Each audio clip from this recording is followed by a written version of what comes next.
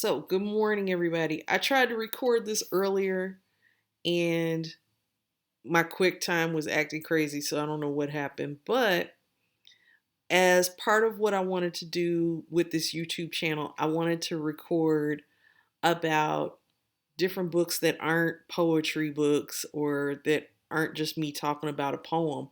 I wanted to talk about full length books on any genre, just stuff I'm interested in reading. And I don't always want to talk about a brand new book that just came out.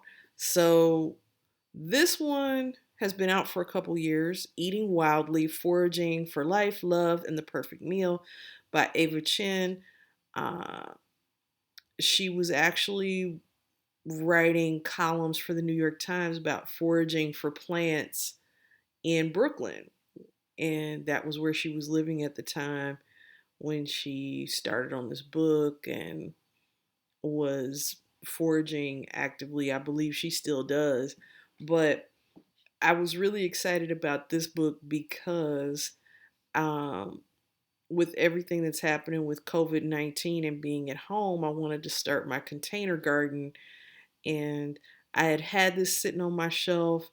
My dear friend and former professor, Jennifer Stover, gave me this book and I was so excited, and I'd never had a chance to read it because I was still working on my PhD and I had to put it to the side. But now that I'm thinking about, okay, how can I interact with nature in the city? I felt like it was a good time to pull this book and read it. And it's really lovely. It's a braided kind of narrative where she talks about her family and her childhood and wanting to get to know her father, who was not present in her life really for the most part. She does meet her father in the book, but the person who is like her mainstay throughout the majority of the book is her grandmother.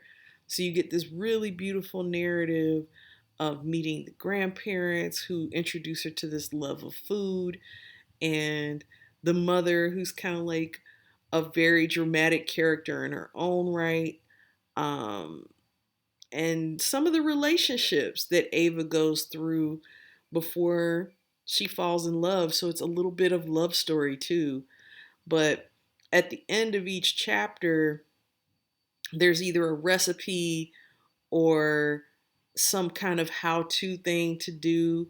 So I was really fascinated with that, like how those things, the recipes and these little activities braided into the narrative so well, how she told these beautiful stories. And it wasn't overly flowery language, it's a super accessible book.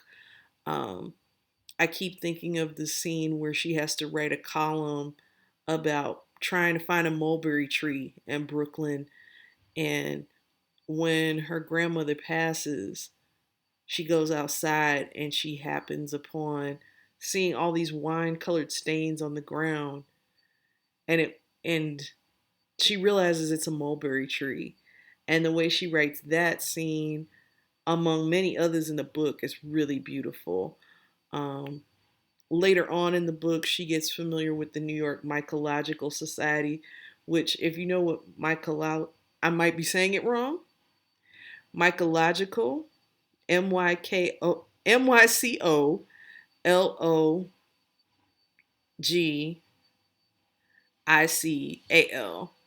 So basically, mycology is the study of mushrooms, and she's not by any means telling you you can just go out and pick a mushroom. Be very careful with that. You should find your local mycology society before you pick any mushrooms. You should study the field. You can have two mushrooms that are very much alike, and one is safe to eat and one is poisonous. So she talks about an experience like that in the book too. Um, and how to make a mushroom spore print, which some people have to do.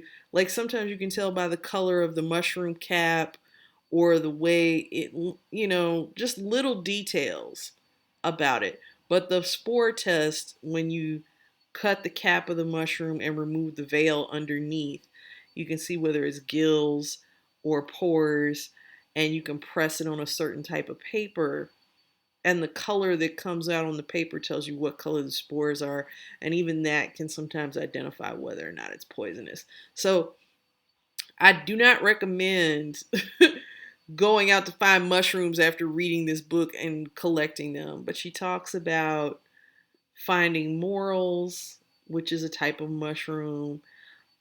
She talks about finding blackberries and field garlic and garlic mustards and making this greens pie and collecting wild figs. Like, you just get a lot of surface knowledge about the experience of foraging these things, and it made me feel a little bit more encouraged that, like, well, if you can do that in a major metropolis like New York City, then it's possible to do it in other cities.